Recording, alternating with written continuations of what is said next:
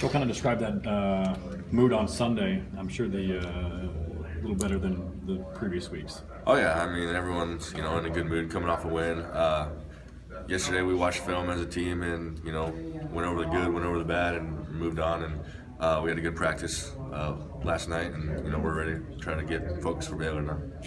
What kind of challenges does Baylor bring? They're obviously right now on 4-0 on top of the Big 12. Oh yeah, I mean, I think right now they're the only team that's unbeaten in the Big 12.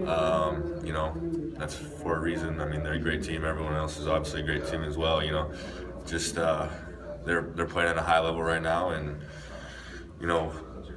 they're a tough team. I mean, I remember playing for them last year. It's kind of like when everything took over for me last year was this game, and I remember it like it was yesterday. But a lot of guys returning. They're going to be a tough team. So. What stands out about that day? Like you said, you kind of broke through there. What kind of memories do you have of that day?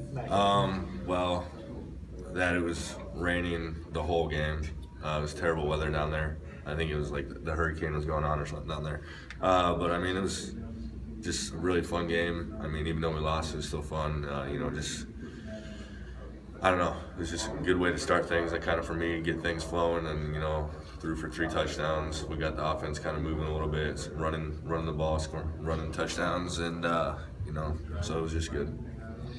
Joel, one of the things that maybe has been a little bit overlooked the past couple weeks is Mike Warren has gotten on track. Yeah. I think we saw, especially in the second half last week, we really saw the guy that we saw last year.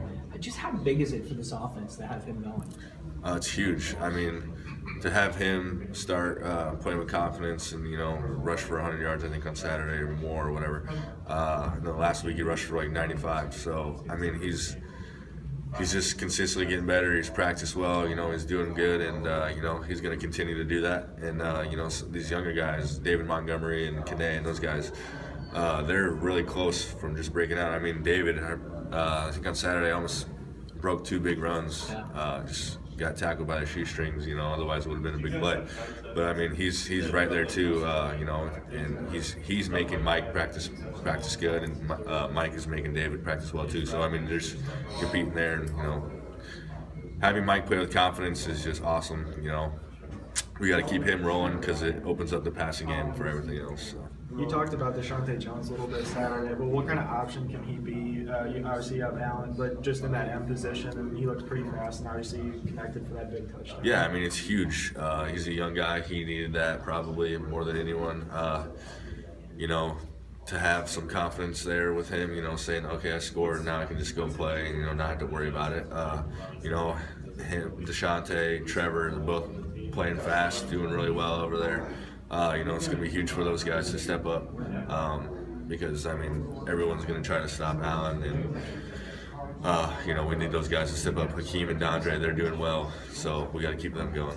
The way that you and Joel have been rotating every 2 series, does that provide some stability for you guys in a situation that might not otherwise have a ton of quarterbacks? I mean, like I said, it's not every 2 series or whatever it is. I mean, just kind of how things play out. I think like last Saturday, they had momentum, so they kept him in, just kept going and going, and I mean, it is what it is. We were getting points put on the board, and that's what we want. We both want to win at the end of the day, and that's what it took. So.